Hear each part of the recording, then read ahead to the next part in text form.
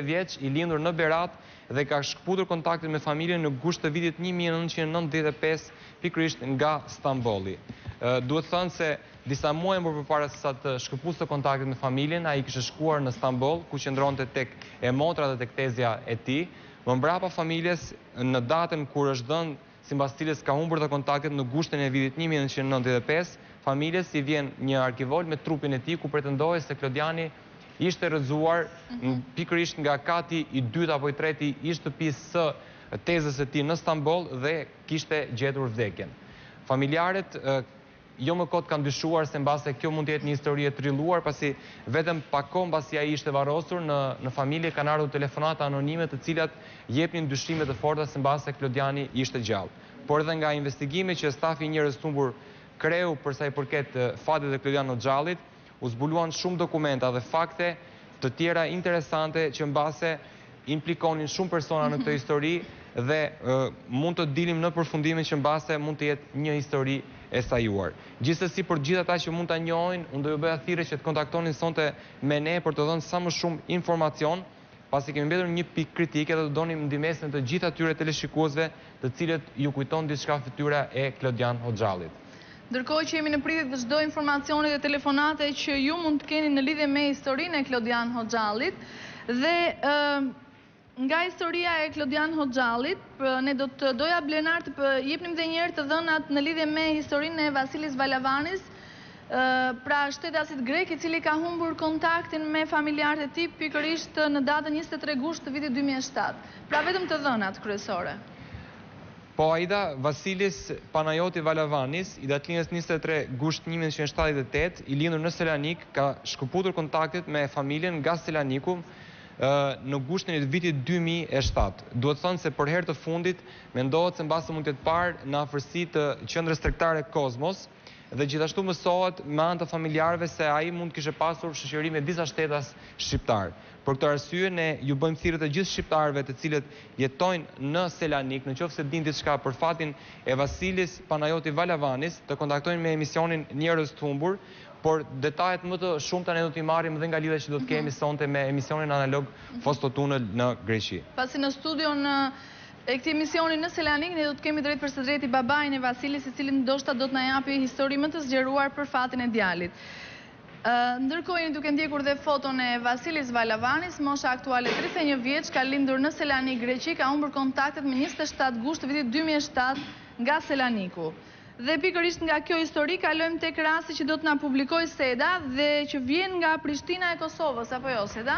Mirëmbrëma. Mirëmbrëma të gjithëve. Atë rast që vijon është Ali Krasniqi, aktualisht 55 vjeç, Ventilindja Prishtinë. Në vitin 1995 Ali u largoi në drejtim të Italisë. Itinerari i tij ka qenë Malizi, qyteti i Vlorës dhe më pas Bari në Itali.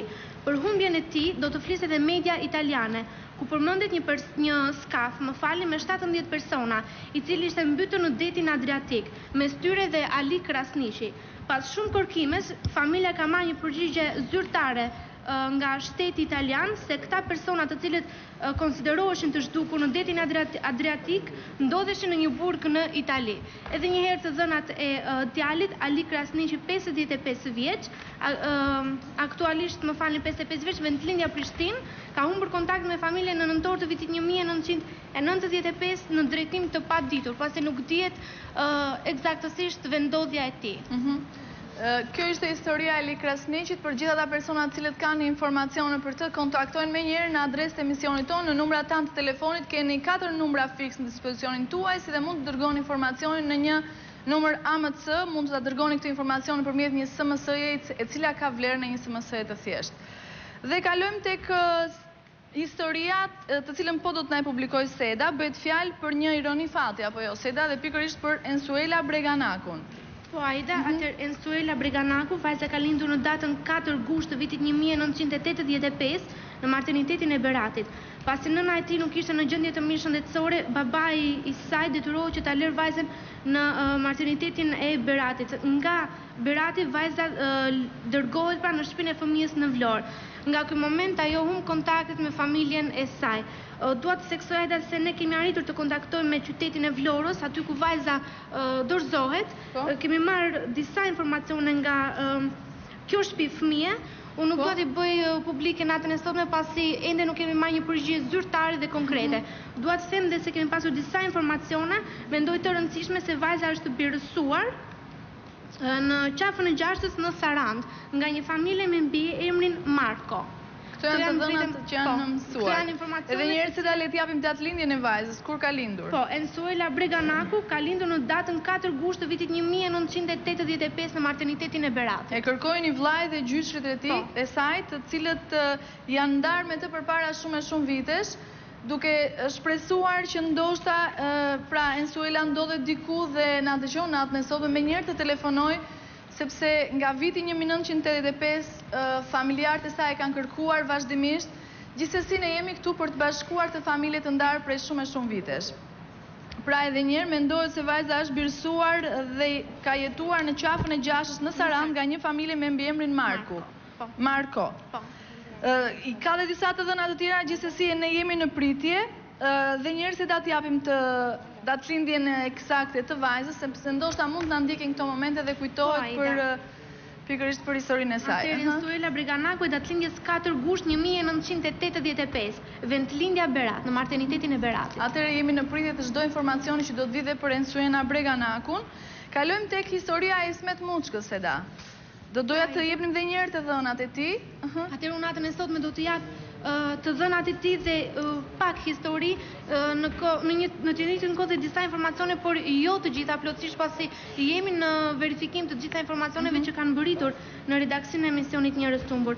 Atëherë Ismet Muçka, mosha aktuale 33 vjeç, vendlindja Fier. Ismeti është larguar nga shtëpia në datën 7 shkurt të vitit 1996 në drejtim të paditur. Në momentin e largimit ai ka qenë vetëm me motrën e tij të madhe në shtëpi.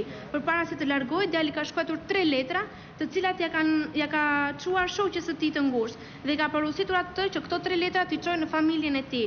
Më pas ka shkuar në Fier, ku tek nëna e tij, ku i ka çuar një tufë me lule. Më pas ka shkuar në Topoj të Fierit, ku ka takuar një shokun e tij të ngushtë, Nikun, të cilit i ka kërkuar për të pirë një kafe, për të dalë për një kafe, por Niku nuk ka pasur mundësi.